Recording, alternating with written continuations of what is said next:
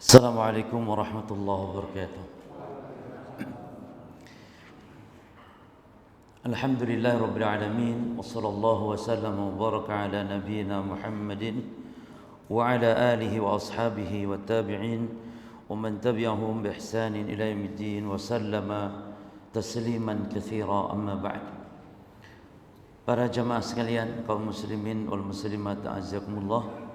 Ada pembahasan yang tertunda dari pembahasan tentang mengimani ru'yatullah pada hari kiamat. Mengimani bahwasanya orang yang beriman akan melihat Allah pada hari kiamat, yang itu diingkari oleh orang-orang Mu'tazilah, orang-orang Jahmiyah, dan orang-orang yang mengedepankan akal di dalam penempatan akidah atau di dalam penetapan akidah.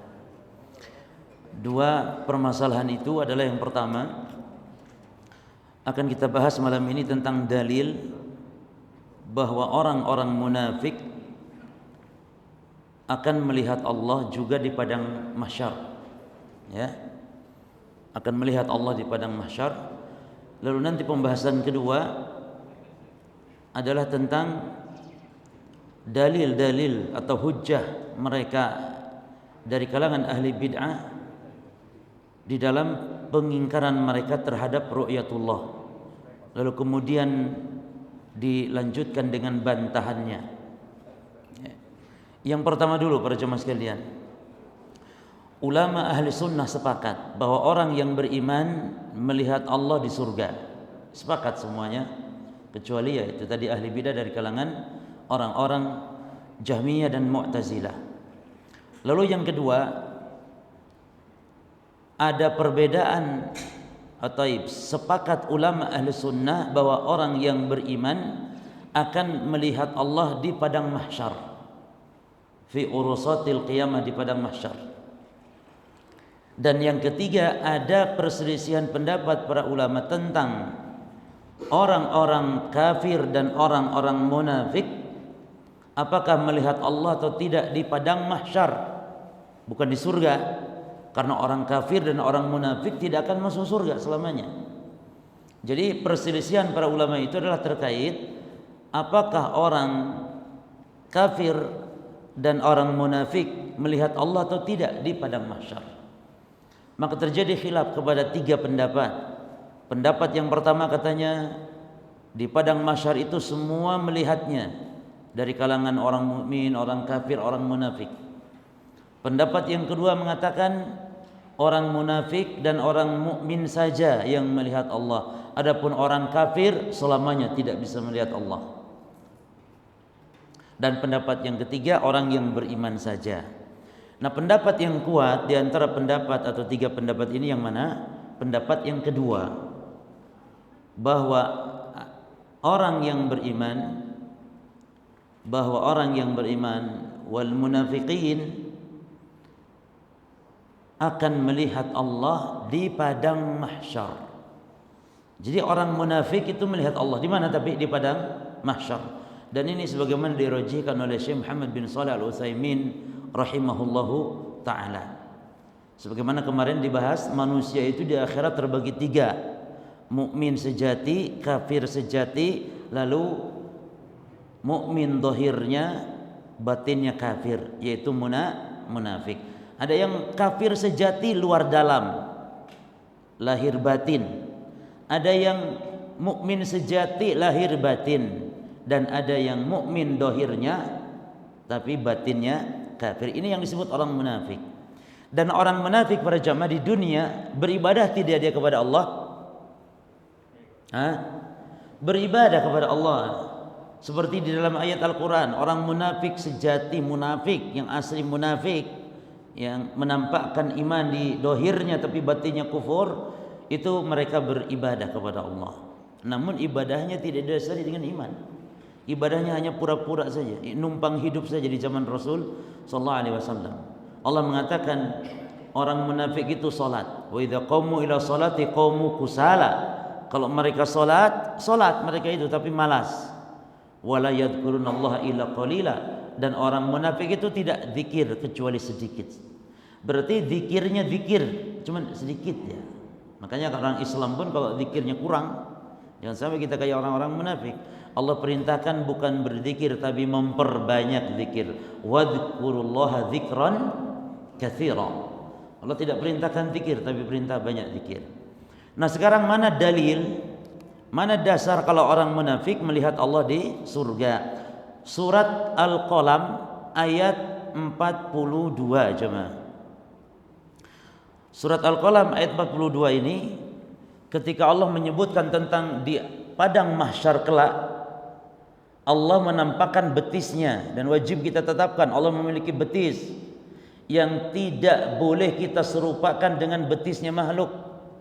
Allah memiliki telapak kaki dalam hadis, Allah memiliki jari dalam hadis. Wajib kita tetapkan tanpa kita menyerupakan Allah sifat-sifat tersebut dengan makhluk, dan tidak boleh mengingkarinya. Kita serahkan kaifiatnya kepada Allah. Enggak tahu bagaimana betisnya Allah, bagaimana jarinya Allah, tapi wajib kita tetapkan Allah punya betis, Allah punya jari, Allah punya kaki, Allah punya wajah, Allah punya tangan, dan tangan Allah itu dua, mata Allah juga dua. Ini wajib kita tetapkan. Jangan takut, jangan kayak merasa menetapkan sifat-sifat seperti ini seperti menyerupakan Allah dengan makhluk. Tidak, karena laisa kamitslihi syai'un wa huwas samiul basir. Tidak ada yang serupa dengan Allah sedikit pun. Allah punya wajah tapi tidak serupa dengan wajahnya makhluk. Ya, sering kita gunakan kaidah ini di dalam pembahasan asma wa sifat. Dan nanti setelah ini kita pun akan membahas tentang wajibnya menetapkan sifat-sifat Allah. Semua dalil-dalil tentang sifat Allah wajib ditetapkan sesuai dengan zahirnya, tanpa boleh mentakwilnya. Akan kita bahas setelah ini nanti insyaallah. Nah, jadi dalilnya di surah Al-Qalam ayat 42 Allah menyebutkan tentang di padang mahsyar itu nanti Allah akan datang.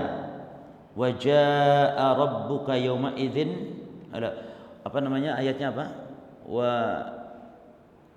Wa jaa rabbuka wal malaku saffan saffa. Wa jaa rabbuk, dan datang Rabbmu ini di mana maksudnya? Wal malaku saffan saffa, dan malaikat berbaris. Di mana ini maksud Allah datang? Nanti di padang mahsyar.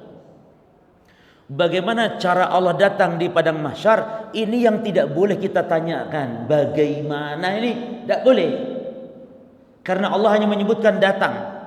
Allah hanya menyebutkan turun. Tidak menyebutkan Allah itu bagaimana turunnya. Maka wajib kita tetapkan Allah nanti datang. Kapan? Di padang mahsyar. Wa jaa rabbuk wal malaku saffan saffa. Nah, ketika Allah datang di surat Al-Qalam ayat 42 dikatakan yauma yakshafu atau yauma yukshafu an saqin, pada saat disingkap betis, ya, pada hari betis disingkapkan, ya. Wa yud'auna ila sujud, dan diseru makhluk untuk bersujud, fala yastati'un, tapi tidak sanggup untuk bersujud. Nah, ini ayat dalil bahwa nanti di hari kiamat dijelaskan oleh hadis tentang ayat ini bahwa yang tidak mampu bersujud itu siapa? Yang tidak mampu bersujud nanti adalah orang-orang munafik. Orang mukminin sujud semuanya. Ketika mereka tahu, orang munafik pun tahu bahwa yang datang adalah Allah, berarti mereka melihat Allah saat itu cuman melihat dalam bentuk yang sesuai pada saat tersebut. Bagaimana cara Allah datang kita tidak tahu. Bagaimana cara melihatnya di dalam hadis disebutkan jemaah tentang ayat ini. As-saqu fa yakshifu an saqihi fayasjudu lahu kullu mu'min. Kata Nabi dalam hadis sahih tentang bagaimana Nabi menjelaskan, hadis panjang sekali jemaah. Hadis panjang sekali.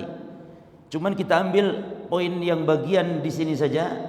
Kata Nabi, betis disingkapkan, ya, maka sujudlah kepada Allah Subhanahu wa taala kullu mu'min, setiap mukmin, ya, wa yabqa man kana yasjudu lillahi riya'an wa sum'atan. Tinggallah yang tidak bisa sujud, orang yang dulu ketika di dunia dia sujud kepada Allah tapi riya. Siapa? Orang munafik. Riya wa sum'atan, dan juga sum'ah. Ini orang-orang munafik. Ya. Maka mereka tidak mampu bersujud.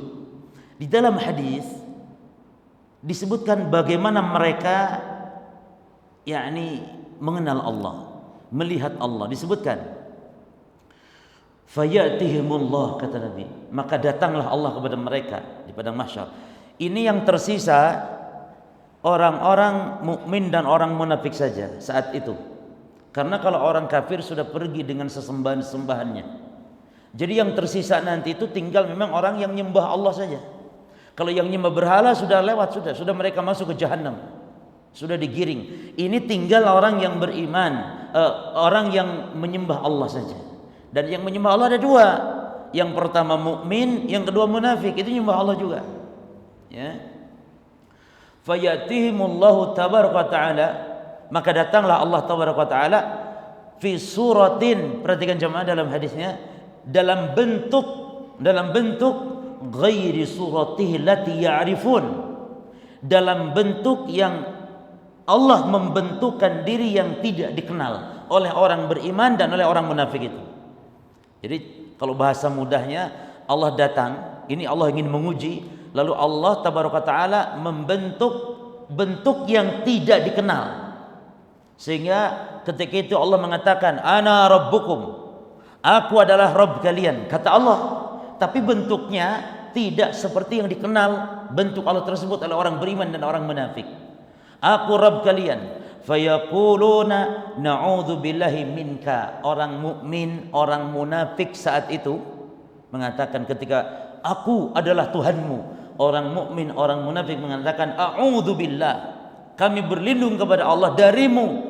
Hadza makana hatta yatina rabbuna, ini bukan bentuk Rabb kami. Artinya walaupun ngaku-ngaku dia Allah, ya, karena Allah memang ingin menguji, ini kami tahu engkau bukanlah Allah, bukan Rabb kami. Lalu perhatikan berikutnya, fa idza jaa rabbuna arafnahu, maka kalau datang Rabb kami, kami pasti tahu, kata orang beriman. Sehingga kata Nabi akhirnya fayatihimullah, akhirnya maka Allah pun datang fi suratihi allati ya'rifun, pada bentuk yang memang Allah mengetahui atau diketahui bentuknya oleh orang beriman, orang munafik tersebut. Fayaqulu, Allah berfirman, ana rabbukum, aku Rabb kalian. Tapi yang ini yang kedua sudah bentuknya dikenal. Maka fayaquluna, orang-orang mukmin, orang munafik pun mengatakan, anta rabbuna, engkau adalah Rabb kami. Jelas ya? Baru sekarang mengakui semua, orang beriman, orang munafik mengakui. Nah, ketika mereka mengenal Allah dalam bentuk yang mereka kenal, ya, maka mereka pun bersujud. Kata Nabi SAW, mereka bersujud. Lalu Nabi bacakan ayat tadi, fala yastati'un, kecuali orang-orang yang munafik, mereka tidak sanggup untuk bersujud. Yakni ketika di padang mahsyar Allah menampakkan bentuknya yang dikenal oleh orang mukmin dan munafik tersebut, orang mau sujud tersebut. Tinggallah orang-orang munafik, mereka mau sujud tetapi mereka tidak sanggup untuk apa? Tidak sanggup untuk sujud. Nah, ayat ini menunjukkan dari surah apa tadi? Al-Qamar, yakni yauma yukshafu an sakin wa yud'auna ila sujud fala yastati'un. Ini menunjukkan Allah datang kepada makhluk yang disebutkan di sana, tinggal orang munafik dengan orang-orang mukmin, dan orang mukmin sujud kepada Allah saat mereka melihat Allah di padang mahsyar, tetapi tinggallah orang-orang munafik yang tidak bisa sujud. Berarti jemaah, bentuk melihat Allah atau cara melihat Allah di padang mahsyar ini sangat berbeda dengan cara melihat Allah nanti di mana? Di surga. Dan itu sudah kita bahas kemarin. Ya, perbedaan antara melihat Allah di padang mahsyar dengan melihat Allah di surga. Kalau di padang mahsyar melihat Allah itu masih dicampur dengan rasa takut, rasa khawatir, dan juga melihat Allah dengan bentuk apa? Dengan bentuk yang mereka kenal. Kata Nabi, fayatihimullahu fi suratihi allati ya'rifun, Allah datang kepada mereka dari bentuk yang mereka kenal. Maka melihat Allah di padang mahsyar beda maksud dan tujuannya dengan melihat Allah di surga. Kalau melihat Allah di surga, melihat kenikmatan, melihat ladzat, yakni taladzud wa tana'um, dalam rangka menikmati melihatnya Allah dan di surga.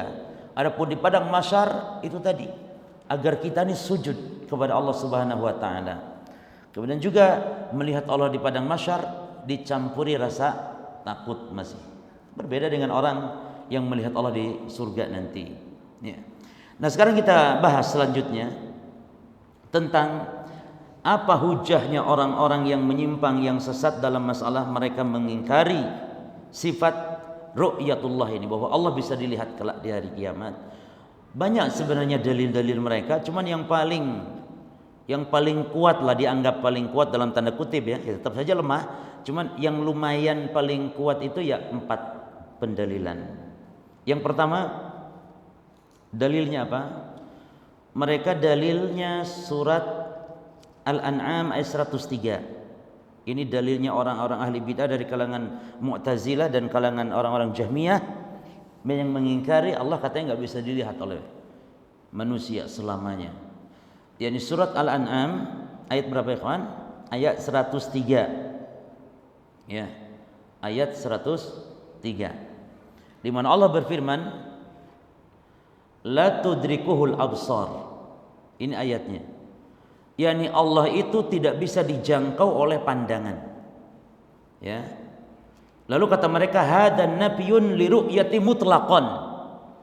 Ini ayat kata mereka menunjukkan penafian untuk bisa dilihat secara mutlak. Karena disebutkan la tudrikuhul absar, pandangan, berarti tidak bisa dilihat Allah itu selamanya. Kata mereka, di dunia lebih-lebih, apalagi di akhirat, apalagi di dunia, kata mereka. Maka kita jawab para jamaah sekalian oleh para ulama ahli sunnah. Dijawabnya itu dengan surat Asy-Syu'ara ayat 61. Ya. Di dalam surat Asy-Syu'ara ayat 61 menunjukkan beda antara ru'yah dengan al-idrak. Ru'yah dengan al-idrak. Kalau ru'yah itu memandang, kalau idrak itu menjangkau, meliputi. Ini beda. Dan yang kita ahli sunnah wal jamaah tetapkan bukan idrak kepada Allah, tapi ru'yah. Beda. Kita pun setuju dengan ayat ini Al-An'am 103. Memang benar Allah tidak bisa dijangkau. Karena bagaimana makhluk bisa menjangkau Allah secara keseluruhan? Gak mungkin jemaah. Sebagaimana Allah gak bisa dinaungi oleh makhluk. Allah tidak mungkin dinaungi oleh makhluk. Misalnya Allah di dalam langit, dinaungi langit itu mustahil. Kita pun menafikan kalau al-idrak yang kita tetapkan bukan idrak tapi ru'yah, sekedar melihat. Beda. Contoh, saya lihat tiang ini jemaah, tiang ini dari sini saya lihat, ini namanya ru'yah. Kalau idrak artinya saya melihat 4 sudut tiang ini, atas bawahnya, bahkan sampai pondasinya tiang itu saya tahu, atasnya, pokoknya itu idrak namanya itu. Dan saya sekarang meru'yah, bukan mengidrak istilahnya. Beda antara ru'yah dengan idrak. Nah, di dalam surat Syu'ara ayat 61 Allah menjelaskan di sini tentang kisah Nabi Musa ketika dikejar oleh Fir'aun. Ya, itu dibedakan antara ru'yah dengan idrak. Lihat ayatnya. Allah Ta'ala berfirman, falamma tara'al jam'an, maka ketika dua pasukan saling ru'yah, dua pasukan saling melihat, dua pasukan yang maksud pasukan Fir'aun yang mengejar Musa dan bala tentara, Fir'aun dan bala tentaranya yang mengejar Musa bersama kaumnya, itu dua pasukan. Qala ashabu Musa, ketika dua pasukan saling apa tadi jemaah? Saling melihat, para sahabat Musa Bani Israel yang saat itu jemaah berada di mana namanya? Berada di tepi sungai atau di tepi laut, ya. mengatakan kepada Nabi Musa, inna lamudrakun. Oh, kami, kata mereka, akan diidrok oleh siapa? Oleh Fir'aun dan bala tentaranya. Tapi kan akhirnya Allah selamatkan dia, ya. Allah jadikan lautan menjadi jalan, kemudian diperintahkan untuk menyeberang. Cuman perkataan di sini, yakni ashabu Musa mengatakan inna lamudrakun, ini berarti beda antara idrok dengan ar-ru'yah. Pertama mereka saling ru'yah, sudah itu mereka diidrok, yakni dijangkau, diliputi. Artinya sahabat Musa takut sudah diliputi oleh Fir'aun dan kaumnya atau dan bala tentaranya.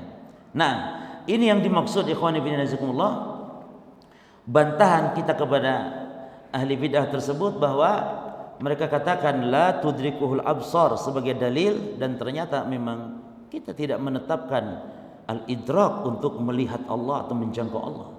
Itu satu dalil mereka dan sudah terbantahkan. Dalil yang kedua, ikhwan, dalil mereka itu di surat Al-A'raf ayat 143. Jadi lihat ya, ahli bidah itu dalilnya Quran bukan? Quran. Dalilnya hadis bukan? Ahli bidah hadis dalilnya. Ya. Jadi mereka itu berdalil, ahli sesat itu berdalil dengan Quran, dengan hadis. Maka bukan masalah dalilnya. Makanya antum jangan cepat baper kalau ada ahli bid'ah bawa dalil. Oh, ada dalilnya rupanya ya. Nah, sudah jangan saja. Sesat bawakan 1000 dalil pun. Ya. Sebagaimana banyak muncul sekarang ini, ternyata perbuatan bid'ah tertentu itu katanya ada dalilnya, dibacakan ayat, dibacakan kaul ulama, dibacakan kitabnya, jilid kitab, halaman kitab, nggak peduli. Kita jangan cepat baper, jangan cepat terpancing. Oh, berarti ada dalilnya, belum tentu. Itu benar tidak dalilnya, kitab itu pun maksudnya ke arah itu atau tidak, kan gitu. Ya, jadi bukan sekedar dalil, tapi sihhatul istidlal, benarnya cara pendalilan. Surat apa tadi? Al-A'raf 143. Allah berfirman, kata mereka, walamma jaa Musa limiqatina, dan manakala Musa datang menepati janji kami, kata Allah, untuk bertemu dengan Allah, wa kallamahu rabbuhu, dan Musa diajak bicara oleh Rabbnya Allah. Kemudian qala, Musa berkata, saat Musa diajak bicara oleh Allah, Musa timbul keinginan. Apa kata Musa? Rabbi arini anzur ilaik. Ya Allah, tampakkan kepadaku, anzur ilaik, aku mau melihat engkau ya Allah. Ya kan? Penasaran kan Musa, diajak bicara sama Allah, lalu Nabi Musa minta, ingin melihat Allah. Qala, Allah berfirman kepada permintaan Nabi Musa. Allah menjawabnya. Kata Allah, qala lan tarani, kamu tidak dapat melihatku, kata Allah. Sudah itu saja. Nah, pendalilan mereka apa para jamaah ahli bid'ah ini? Ketika Allah mengatakan lan tarani, kamu tidak bisa melihat aku, kata mereka ini tidak bisa melihat ini menunjukkan selamanya. Kenapa kata mereka? Karena dibubuhi dengan lafaz lan. Kata mereka. Jadi lan itu penafian, peniadaan yang menunjukkan al-mu'abbad, menunjukkan untuk selamanya, kata mereka. Ya. Maka ini dalil. Dan ini kalau orang yang cepat, ya mudah tergoda dengan dalil-dalil tadi seperti itu, ya mudah tergoda. Oh iya, berarti benar kuat dalil mereka. Lan menunjukkan memang tidak untuk selamanya. Berarti lan taroni maknanya kamu Musa tidak bisa melihat aku, kata Allah, selama-lamanya. Berarti Allah tidak bisa dilihat. Lalu ayat-ayat bisa dilihat itu di mana ya apa? Oh, ayat-ayat itu ditakwil makna lain. Artinya menunggu. Ya kan? Kemarin. Kemudian juga makna melihat, kata mereka melihat dengan hati, bukan melihat dengan mata. Padahal Rasul telah menegaskan dalam hadisnya jelas sekali, kata Nabi, innakum satarawna rabbakum iyanan. Sesungguhnya kalian, kata Nabi, akan melihat Rabb kalian dengan iyanan, dengan mata kepala telanjang, bukan pakai mikroskop, bukan melihat dengan hati. Ini tegas sekali ayat hadis ini. Mau dibawa kemana itu hadis? Ya. Nah, cuman kalau ahli bidah itu ya mereka hanya pegang dalil, pegang ayat yang kira sesuai bisa dipalingkan kepada pendapatnya. Itu mereka ahli bidah demikian.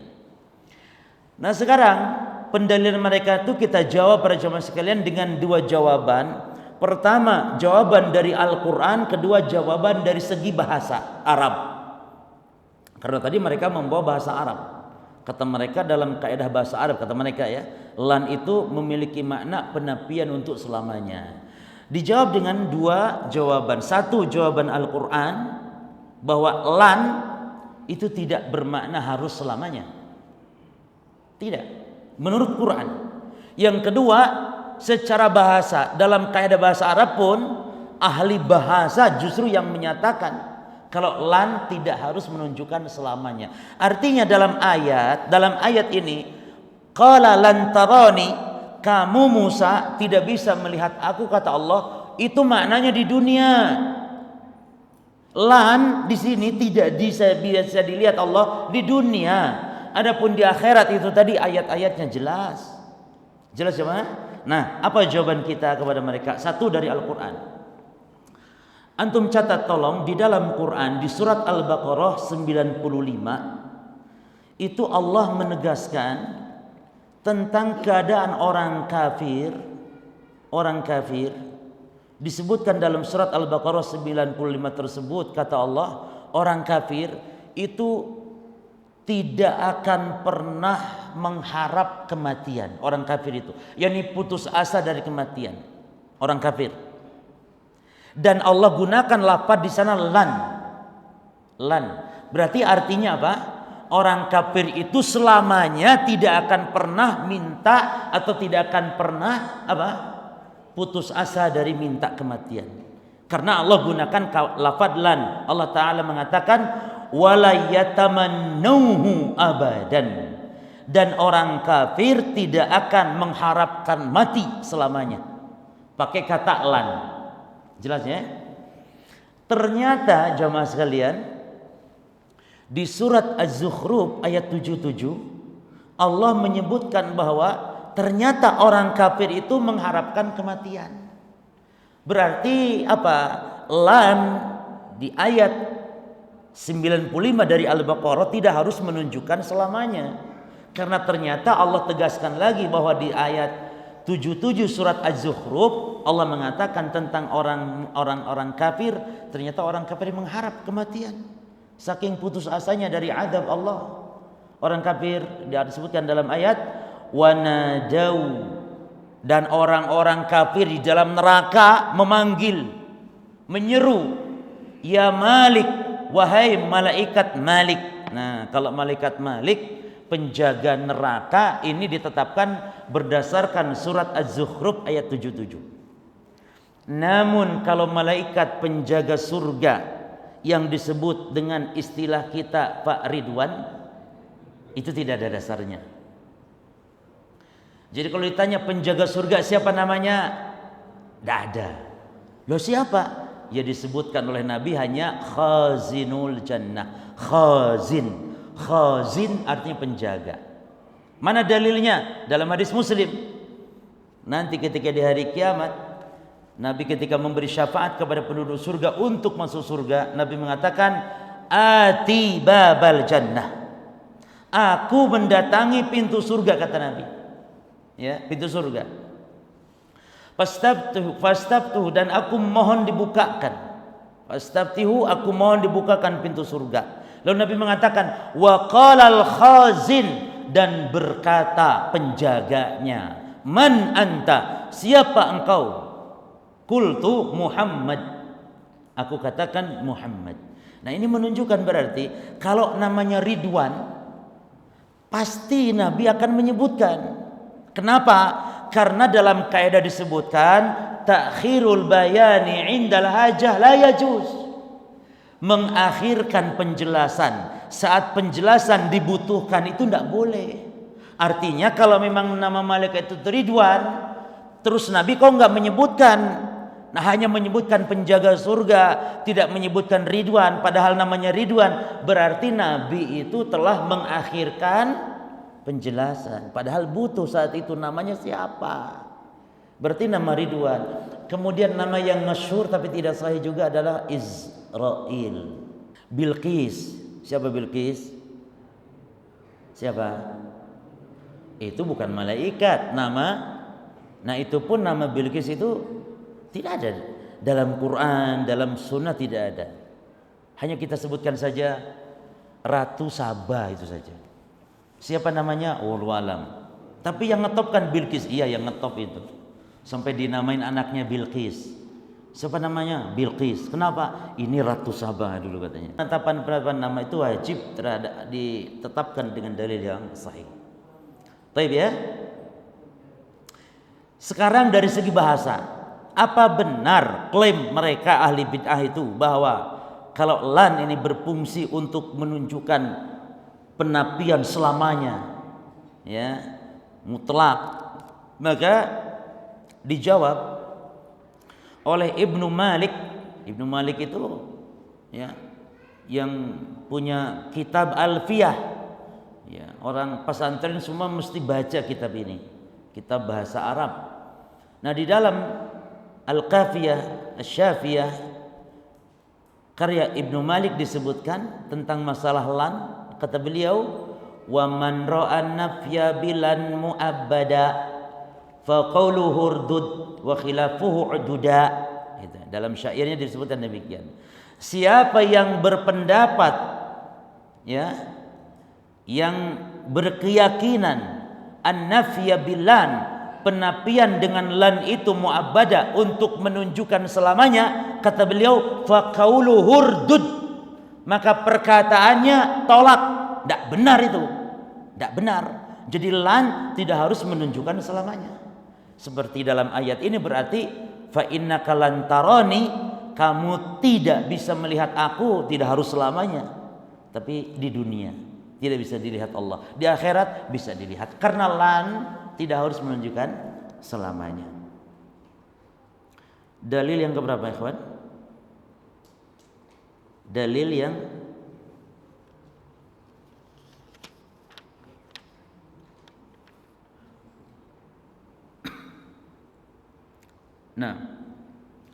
dalil yang ketiga, kata mereka, dalil ahli bidah yang ketiga bahwa Allah bisa dilihat.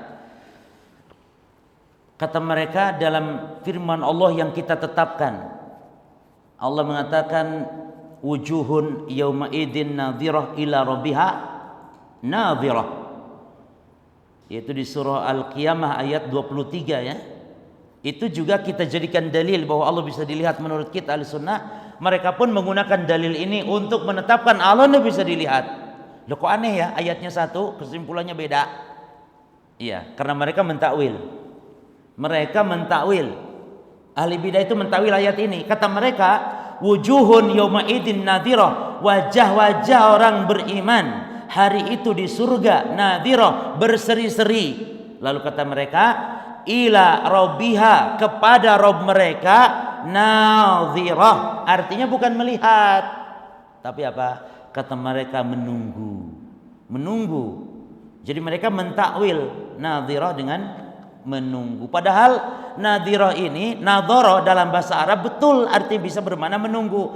Namun ketika dikaitkan dengan kata sambung ila, ini tidak bisa lagi diartikan menunggu, jemaah. Kalau nadhara ila artinya melihat dengan mata, maka keliru mereka dalam mentakwilkan ayat ini nadhirah dengan menunggu, padahal yang benar adalah melihat. Bahkan nadhara dengan dimutaadikan dengan fi itu artinya bukan melihat dengan mata, tapi melihat dengan hati, artinya merenungi, mentadaburi. Nadhara fi, nadhara ila, ini beda artinya dalam bahasa Arab. Nah, mereka mentakwil. Baik. Kemudian ikhwan fillah jazakumullah, yang menarik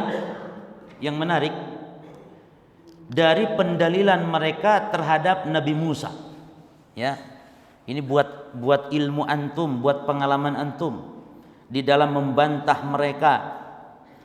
Jadi mereka berdalil dengan Nabi Musa. Kata mereka Nabi Musa tidak bisa melihat Allah, dan itu bermakna selamanya tidak bisa melihat Allah. Maka kita jawab ayo ikhwah, dari ada jawaban yang lain untuk membantahnya, mematahkannya. Kalau satu tadi sudah kita bantah tentang lannya tadi. Kata mereka lan untuk selamanya, itu sudah kita bantah. Sekarang ada bantahan yang lain, yaitu bahwa Nabi Musa adalah orang yang paling tahu tentang Robnya. Betul tidak? Setuju tidak kalau Nabi Musa itu orang yang paling tahu tentang Allah daripada makhluk-makhluk yang lain yang sejaman umatnya misalnya saat itu? Ya, taib. Bahwa ya'lam ma yazuz wa ma la yazuzu fi haqqillahi ta'ala. Berarti Nabi Musa itu tahu mana yang boleh, mana yang tidak boleh tentang hak Allah. Jelas? Artinya jemaah, mustahil, tidak mungkin Nabi Musa dia meminta untuk melihat Allah kalau memang melihat Allah itu dilarang atau tidak mungkin atau mustahil. Tidak mungkin Nabi Musa meminta sesuatu yang mustahil. Artinya apa? Melihat Allah itu bukanlah sesuatu yang mustahil. Makanya Nabi Musa minta. Seandainya melihat Allah itu mustahil, maka tidak mungkin Nabi Musa minta sesuatu yang mustahil. Karena haram. Haram berdoa minta yang mustahil kepada Allah, haram. Misalnya jenengan doa, ya Allah jadikan aku nabi, ya Allah jadikan aku rasul, ya Allah. Mustahil itu, haram. Atau ya Allah jadikan saya Superman, ingin terbang, ya Allah saya jadikan saya Batman, haram. Karena kita minta sesuatu yang mustahil. Minta yang pasti bisa, seperti rizki, minta hidayah, minta yang baik-baik. Itu satu bantahan terhadap mereka. Kemudian bantahan berikutnya, ketika Nabi Musa minta melihat Allah, Allah Subhanahu wa ta'ala tidak mengingkari. Betul tidak? Allah kan tidak nyalahkan Nabi Musa. Kalau memang melihat Allah tidak mungkin, mustahil, dan kalau memang Nabi Musa meminta untuk bisa lihat Allah itu perkara yang salah, niscaya Allah akan menegurnya. Tapi kan Allah tidak menegur. Allah tidak mengatakan ente keliru Musa, minta sesuatu yang mustahil, aku nggak bisa dilihat selamanya, mustahil. Tidak kan? Berarti para jemaah, melihat Allah tidaklah mustahil. Tapi di dunia nggak bisa. Tapi tidak mustahil, tapi di dunia nggak bisa. Bingung dah antum? Bingung. Tapi tidak bisa. Tapi minta melihat Allah itu tidak mustahil, tapi tidak bisa. Kan bingung, rodok bingung lah titiknya. Ya. Sudah tidak apa-apa. Ana juga cara nyampaikannya bingung gimana supaya pas. Artinya melihat Allah tidak mustahil, yani bisa. Cuman di dunia tidak bisa. Nanti di akhirat. Karena mata kita di dunia nggak mampu. Itu sama. Tidak mampu, tidak akan ada yang mampu. Kalau di akhirat kita menjadi orang-orang yang perkasa. Orang kita di akhirat mampu berdiri cuman, tidak ada istirahat duduk, tidak. Berdiri di hadapan Rabbul Alamin yang satu harinya berapa lama? 50.000 tahun. Jenengan sekarang berapa jam mampu berdiri terik matahari? Di akhirat satu harinya 50.000 tahun mampu berdiri. Dan gak ada orang yang lungguh sih, ya Allah aku capek, ya Allah tak lungguh sih aku. Tidak ada. Semua berdiri. Tidak mampu bergerak. Ya, la tajulu qadama 'abdin. Tidak bergerak telapak kaki hamba. Takut semuanya di hadapan Allah Rabbul Alamin. Sampai para nabi, para rasul, kekasih Allah, tidak ada yang berani di akhirat. Semuanya diam. Tidak ada yang mau berbicara. Illa man adzina lahu rahman. Kecuali yang diberi izin oleh Allah. Tidak ada. Semuanya saat itu hanya berbisik. Enggak ada yang ngobrol. Kalau di dunia kan, ayo kumpul di lapangan, ngumpul kabeh wis, yang sini ngobrol.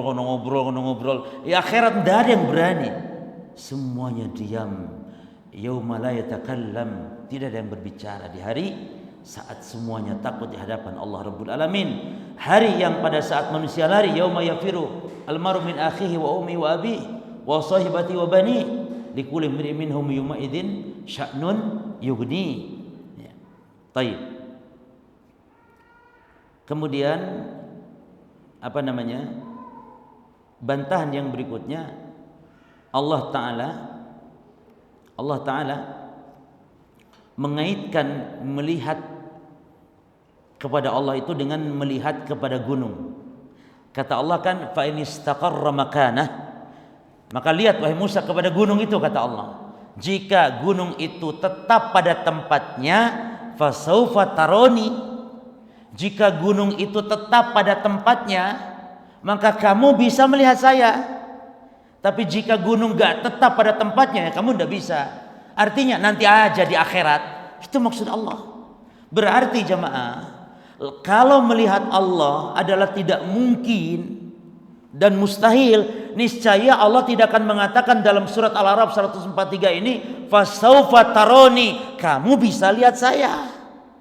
Kalau memang melihat Allah itu tidak mungkin mutlak selamanya, pasti Allah pun akan menafikannya selamanya. Tapi kan Allah tidak menafikan selamanya. Jika gunung tetap pada tempatnya, ya kamu bisa lihat saya. Tapi ternyata ketika Allah Azza wa Jalla menampakkan kebesarannya di atas gunung, gunung itu hancur. Berarti maknanya di dunia tidak mampu kita jemaah, tidak mampu. Bukan tidak boleh, tidak mampu. Nanti kalau di akhirat boleh ketika kita mampu. Dan itu memang saatnya kita melihat Allah Azza wa Jalla. Apa ini azan? Hah? Yalah azan dulu. Dan setelah adzan saya Bismillahirrahmanirrahim wassalatu wassalamu ala Rasulillah tsumma amma ba'd. Pembahasan terakhir para jemaah sekalian, sebuah kesimpulan bahwasanya kita ahli sunnah wal jamaah menetapkan Allah akan dilihat di padang mahsyar, kemudian sebagai kenikmatan di surga akan dilihatnya oleh penduduk surga. Dan bagaimana melihat Allah? Kemarin telah kita bahas, seperti kita melihat matahari dan atau seperti melihat bulan. Dari 3 kesamaan cara pandang. Pertama dari segi arah. Arahnya itu yakni arah al-ulu. Sebagaimana bulan matahari ada di mana? Di atas. Demikian pula kita melihat Allah. Jumlahnya matahari 1, bulan 1, Allah pun ahad. Maka kita hanya melihat Allah Azza wa Jalla. Lalu yang ketiga dari segi al-wuduh, kejelasannya. Melihat Allah kelak jelas sekali, seperti melihat matahari dan bulan, tidak ada yang menghalanginya dari awan dan semisalnya. La tudhammuna fi ru'yatih, tidak berdesak-desakan kalian dalam melihatnya. Nah, dalam kesempatan ini siapa golongan yang mengingkari tentang ru'yah ini? Yaitu mereka Jahmiyah dan Mu'tazilah. Lalu bagaimana sikap Asy'ariyah? Sikap Asy'ariyah dalam masalah ru'yatullah, sikap mereka menetapkan ru'yah, namun yang aneh bin ajaibnya, mereka menetapkan sifat ru'yah, namun aneh bin ajaibnya, karena mereka mengingkari sifat ulu, keberadaan Allah di atas mereka ingkari, sehingga kata mereka Asy'ariyah mengatakan Allah bisa dilihat walakin laisa fi jihatin. Yani mereka tetapkan Allah bisa dilihat, betul. Namun kata mereka tidak pada satu arah. Di mana? Ya, tidak ada di mana-mana. Aneh tidak? Allah bisa dilihat. Di mana dilihatnya? Bagaimana melihatnya? Ya tidak di mana-mana. Tapi bisa dilihat. Iya, di mana? Tidak di mana-mana. Kalau kita ahli sunnah, Allah bisa dilihat di mana? Allahnya ada di atas arah, di arah atas. Maka boleh enggak kita mengatakan Allah memiliki arah? Kita jawab, kalau arah yang dimaksud jihatil ulu, fa na'am. Kalau arah yang dimaksud atas, iya. Tapi arah yang dimaksud Allah di kiri, di kanan, selatan, bawah, ya tidak. Enggak boleh. Tapi kalau arah yang dimaksud Allah di atas, itu yang kita memang tetapkan Allah itu di atas makhluknya. Karena Asy'ariyah memang tidak mau mengatakan Allah fis sama, Allah di atas itu tidak mau. Sehingga mereka mentakwil yang dimaksud Allah di atas itu yakni maha tinggi Allah, maha, yakni sifatnya. Makanya ahli bid'ah itu masalah ketinggian Allah mereka ya tetapkan, tapi ketinggian sifat saja. Adapun kita zat Allah pun kita tetapkan Allah itu tinggi di atas makhluknya. Jelas. Keberadaan Allah di mana? Allah berada, beristiwa di atas aras, di atas.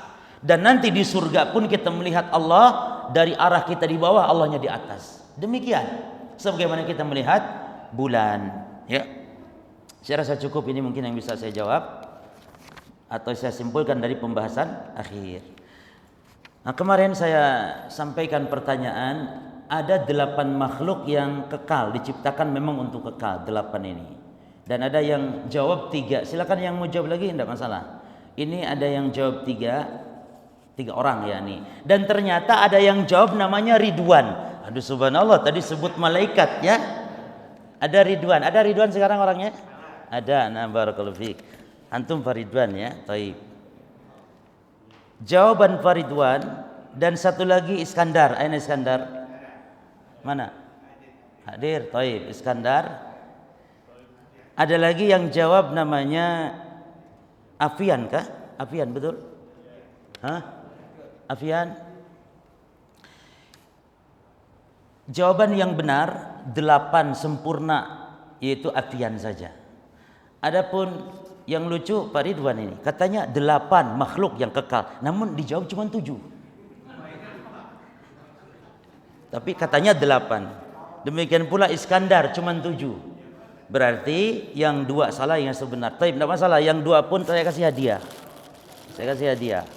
Yang 1 dulu yang benar siapa namanya? Al-Fadhol. Jangan tepuk tangan. La ya Habibi jangan. Fadhol. Apian. Siapa lagi? Ya, Kalafik. Ridwan, mana Ridwan? Ridwan, saya bawa beberapa buku, silakan pilih. Belum tentu yang tebal bagus, tapi enggak apa-apa yang tebal sudah. Oh ya, Kalafik. Ya. Mana lagi, siapa lagi? Mana Iskandar? Enggak hadir. Oh, berarti gimana, hadiahnya dapat enggak ya kalau yang enggak hadir ya? Baik. Tapi sekarang saya bagi-bagi jamaah hadiah di sini. Ada buku judulnya bagus sekali, Ajaran Sufi Tarekat. Siapa yang mau? Yang ingin tahu tarekat? Jangan mau, baik. Saya tanya dulu. Jangan tanya dulu. Sebutkan aliran sesat yang mengingkari sifat ru'yah di hari kiamat, Allah nggak bisa dilihat. Apa nama aliran yang sesat itu?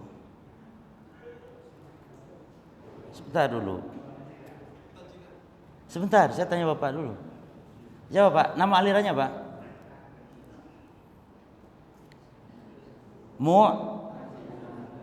Mu'tazilah, tafadhol. Enggak apa-apa, saya kasih hadiah. Ajaran Sufi dan Tarekat. Salam, barakallahu fiik. Mana lagi? Ini meraih pahala besar dengan amalan yang ringan. Waduh, enak sekali. Pahala besar tapi amalannya enteng ringan. Kayaknya banyak yang mau. Siapa yang mau? Sebentar, sebelah sini dulu. Mau ya? Baik, jawab dulu pertanyaannya. Baik. Bagaimana aliran Asy'ariyah tentang ru'yatullah?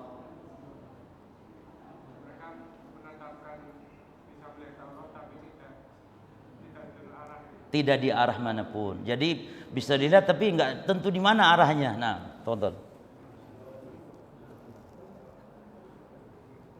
Baik, barakallahu fiik. Ibu-ibu mau gimana caranya ibu? Wah, ibu-ibu ini di belakang terus. Gimana caranya ibu? Baik, bapak dulu sini, yang sebelah sini.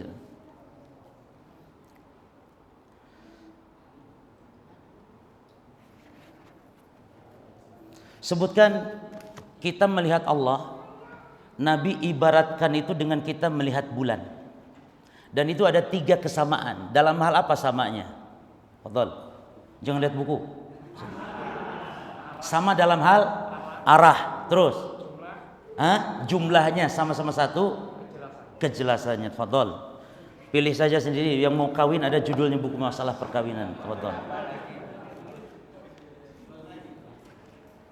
Baik. Sebelah sini, Pak. Sebelah sini. Siapa nama imam yang nulis kitab Ushul Sunnah ini? Lu ngaji, Pak. Imam Humaydi, fadhal. Siapa yang alamatnya di sini datang paling jauh? Fadhal. Yang paling jauh. Paling jauh dari masjid ini gitu loh, Pak. Hah? Dari mana? Bungu Rasi. Betul ya, Bungu Rasi jauh ya? Ya, fadhal. Siapa lagi yang jauh-jauh? Mana pilih, silakan. Ini nih. Nah, ini untuk ibu-ibu ya. Dosa-dosa yang sering tidak disadari kaum wanita, ibu-ibu. Nih, ya silakan kasih. Nih kasih sama ibu.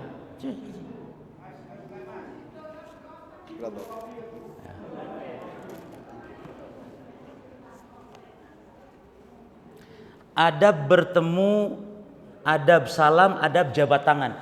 Jemaah hati-hati, dalam jabat tangan ada adabnya loh jemaah. Pertama, berjabat tangan itu jangan cepat-cepat dilepas. Jangan, lambatkan, ngobrol dulu. Ya akhi, gimana kabar keluarga? Ya akhi, gimana khair insyaallah, gimana anak, gimana istri. Supaya ini lama.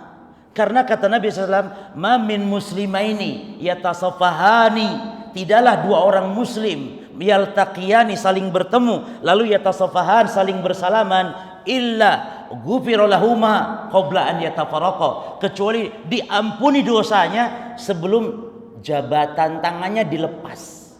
Jadi agak lama. Yang kedua, yang melepas terlebih dahulu jamaah, Nabi Muhammad mencontohkan, yang melepas jabatan tangan dahulu itu yang mengajak pertama kali. Yang ngajak pertama itu yang harus dia lepas.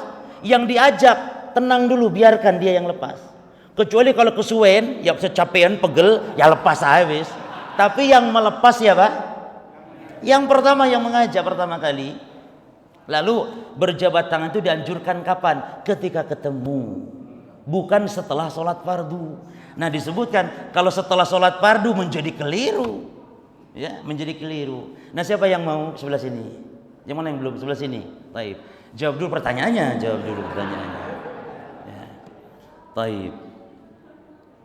Sebutkan dua aliran yang mengingkari ru'yatullah, dua aliran tadi. Mu'tazilah sama Jahmiyah, fadhal.